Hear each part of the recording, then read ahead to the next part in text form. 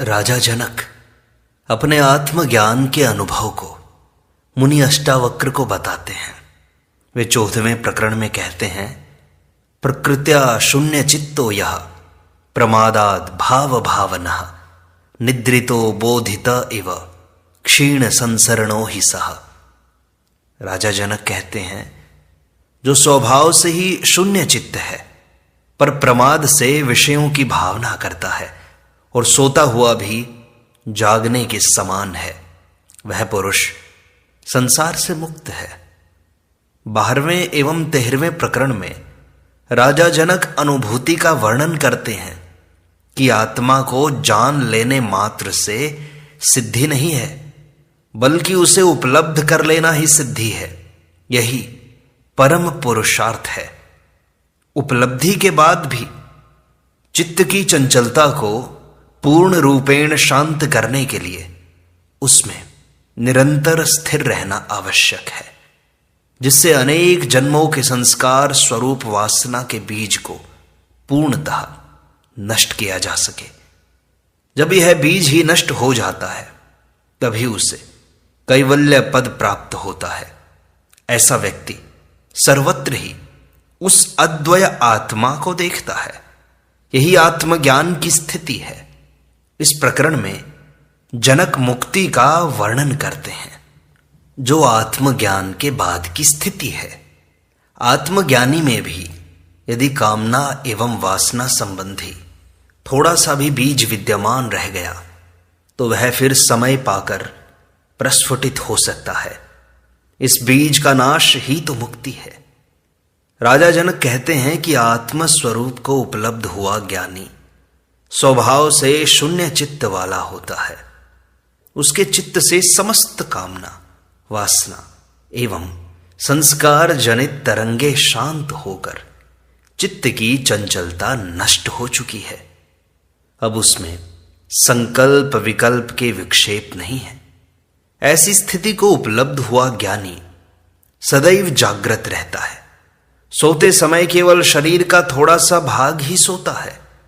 शरीर की सारी क्रियाएं यथावत चलती रहती हैं। नींद में श्वास, रक्त प्रवाह, स्नायु संस्थान, मन इत्यादि अपना अपना कार्य करते रहते हैं। ये सोते ही नहीं, केवल मस्तिष्क का थोड़ा सा भाग ही सोता है, थोड़ा विश्राम लेता है, किंतु चेतना कभी नहीं सोती। वह नींद में भी जागृत रहती है। सोना चेतना का स्वभाव ही नहीं है। इसलिए जनक कहते हैं कि मैं आत्मस्वरूप हूं, अतः सोता हुआ प्रतीत होते हुए भी नित्य जागृत हूं। शरीर सोता है, आत्मा कभी नहीं सोती। इस प्रकार आत्मा में स्थित हुआ योगी संसार से मुक्त है। ऐसा पुरुष यदि संसारी विषयों की धारणा करता है, भावना करता है, तो वह वासना एवं आसक्ति से युक्त न होकर प्रमादवश करता है। आत्मज्ञानी के क्रियमाण कर्म तो बंद हो जाते हैं, क्योंकि वह कहता नहीं रहता। इसलिए उसके कर्म संचित नहीं होते तथा संचित कर्म भी आत्मज्ञान से नष्ट हो जाते हैं, क्योंकि कर्मों का संबंध मन से है तथा मन नहीं रहने पर कर्मों का भी क्षय हो जाता है, वे नष्ट हो जाते हैं। किंतु प्रारब्ध कर्म जिनसे यह शरीर एवं जीवन मिला है, उसे इस जन्म में आत्मज्ञान के बाद भी भोगने ही पड़ते हैं। इनको भोगे बिना मुक्ति नहीं होती। इसलिए आत्मज्ञानी भी शेष प्रारब्ध कर्मों को भोगना भी अनिवार्य है, तभी मुक्ति होती है। यदि उन्हें न भोगा गया तो अनभोगे कर्म फिर अपना प्रभाव दिखाते हैं। इसलिए जनक कहते हैं कि मैं अब विषयों की भावना, वासना से लेकर उन्हें न करके प्रमादवश प्रारब्ध होकर करता हूं। इस जन्म में जो भोग मुझे मजबूरी से भोगने हैं, ईश्वरीय विधान के अनुसार भोगने हैं, इसलिए उनकी ही भावना करता हूं, किंतु अहंकार एवं कर्तापन से मुक्त हूं। जनक आगे कहते हैं, क्व धनानि क्व मित्राणि क्व मे विषयद अस्य वः, क्व शास्त्रम क्व च विज्ञानम यदा में गलिता स्पृहा। जब मेरी स्पृहा इच्छा नष्ट हो गई, तब मेरे लिए कहाँ धन, कहाँ मित्र, कहाँ विषय रूपी चोर, कहाँ शास्त्र और कहाँ ज्ञान है। आत्मज्ञान के सुख के अभाव से ही मनुष्य शारीरिक एवं मानसिक सुख प्राप्ति हेतु विषयों की ओर प्रवृत्त होता है। उसे यह भ्रांति है कि ये विषय ही उसे आनंद दे सकते हैं, किंतु ये विषय तथा इनसे प्राप्त सुख अनित्य है। ज्ञानी शाश्वत सुख को उपलब्ध हो जाता है, फिर उसका इन अनित्य विषयों के प्रति कोई आकर्षण नहीं रहता। उसकी इन्हें प्राप्त करने की स्पृहा ही नष्ट हो जाती है। परम के मिलने पर कौन क्षुद्र की इच्छा करता है भला। धन, मित्र, विषय, भोग, शास्त्र ज्ञान इत्यादि मनुष्य की वासना पूर्ति के साधन मात्र हैं। जब तक वासना भीतर है, तभी तक ये मूल्यवान, महत्वपूर्ण एवं उपयोगी प्रतीत होते हैं। इनमें रस मालूम होता है। यह जीवन एवं संसार वासना की दौड़ मात्र है। मनुष्य दौड़ता ही जाता है, किंतु उपलब्धि से अतृप्त ही रहता है, अतृप्त ही मर जाता है, जिससे फिर नए जन्म की दौड़ की शुरुआत होती है। यह वासना अनेक जन्मों में भी शांत नहीं होती, इसीलिए संसार को मृग मरीचिका कहा है। यह झूठी दौड़ है, जिसमें मिलने पर भी खालीपन का अनुभव होता है। यह स्पृहा संसार की ही नहीं, धर्म की भी होती है, किंतु स्पृहा न रहने पर ही शून्य चित्त होता है। यही स्थिति आत्मज्ञान की है, यही परमात्मा का निवास है।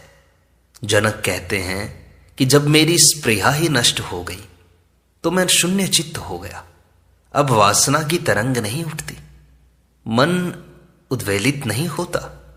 अतः अब मेरे लिए धन, मित्र, विषय इत्यादि तो क्या शास्त्र और ज्ञान भी अर्थहीन हो गया। अब इनका कोई मूल्य नहीं रहा।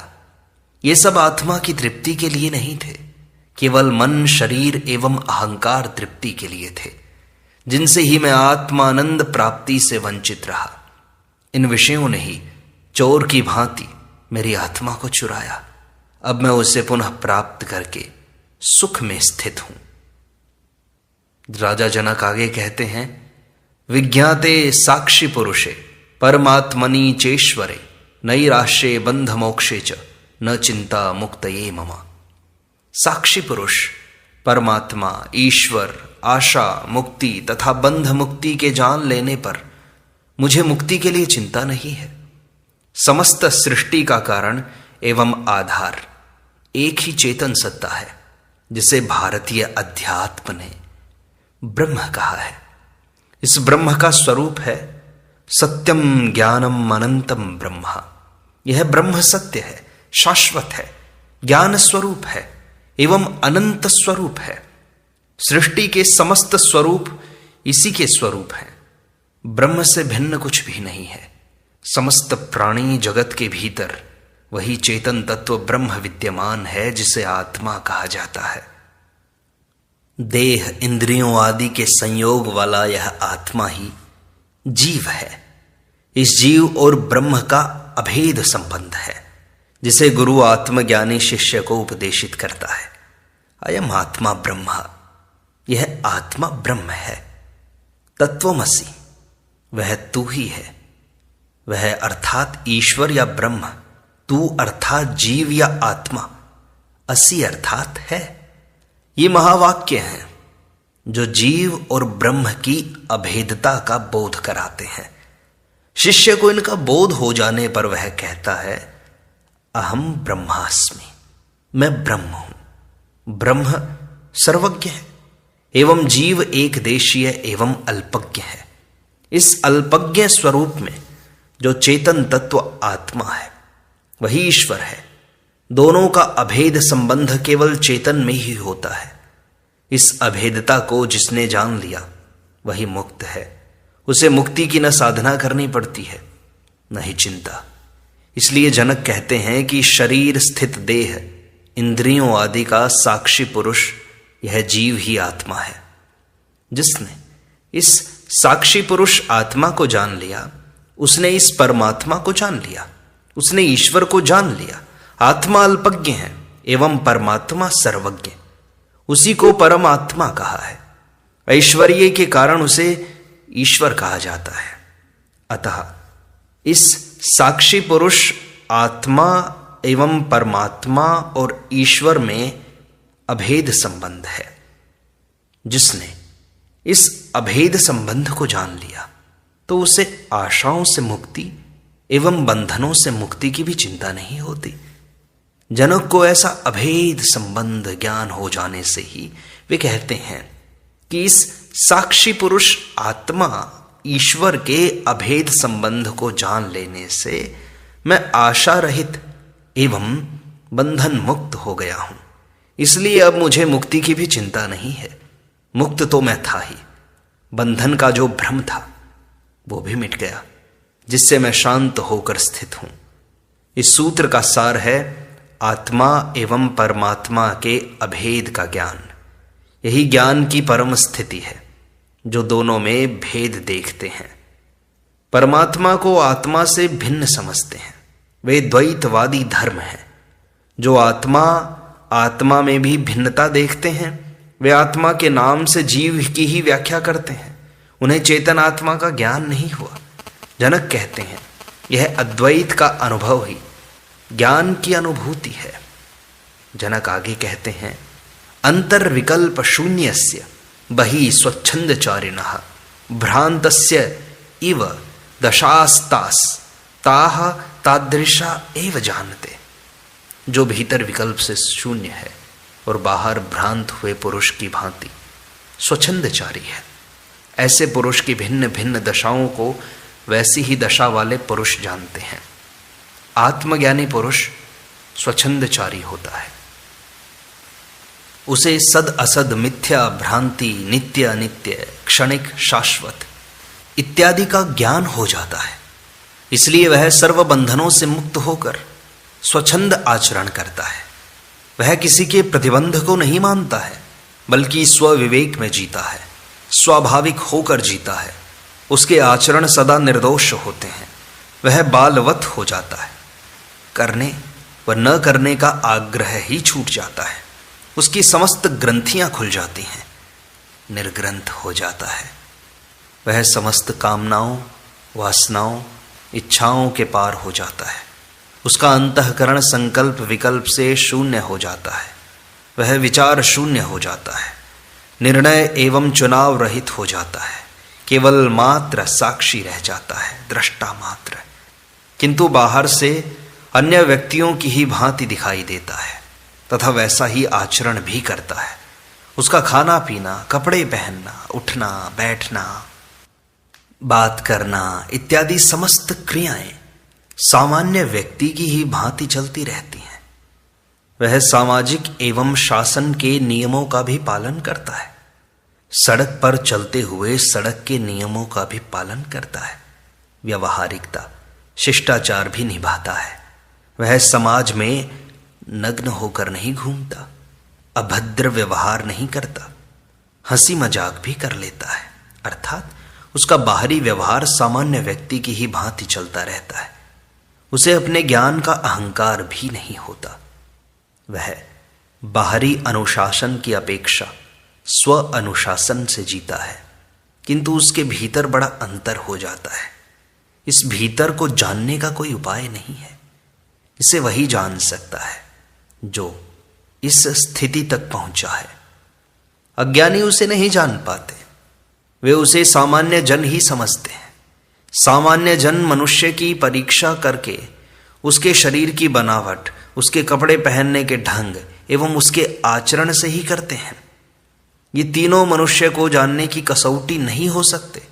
बहुरूपीय एवं पाखंडी भी ऐसे अनेकों मुखौटे लगाकर भिन्न भिन्न आचरण कर सकते हैं। है कुछ और, किंतु कुछ और ही दिखाई देने के लिए भिन्न भिन्न प्रकार के नाटक करते हैं। भीतर तो जहर भरा है, बाहर अमृतमय वाणी बोलते हैं। भीतर कुटिलता है, बाहर सहिष्णुता का उपदेश देते हैं। भीतर हिंसा भरी है, बाहर अहिंसा की तख्ती लगाए घूमते हैं। भीतर से पूरे चारवाकी हैं, बाहर अद्वैत की बातें करते हैं। इसलिए बाह्य आचरण मनुष्य की कसौटी नहीं हो सकता। अज्ञानी ही बाह्य आचरण के अनुसार मनुष्य की परख करता है, ज्ञानी नहीं। अष्टावक्र ने इसीलिए बाह्य आचरण से मनुष्य की परीक्षा करने वाले को चर्मकार की संज्ञा दी, जो केवल चमड़ी के पारखी हैं।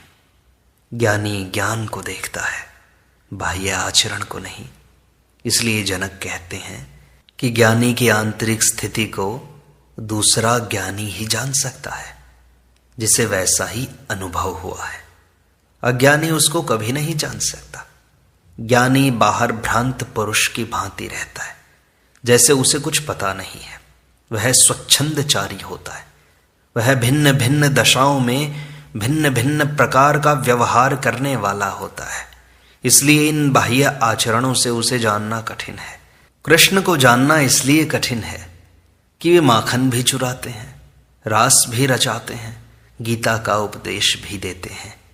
ये सब बाह्य आचरण हैं, जिनको पकड़कर व्यक्ति का निर्णय करने वाला हमेशा चूकेगा।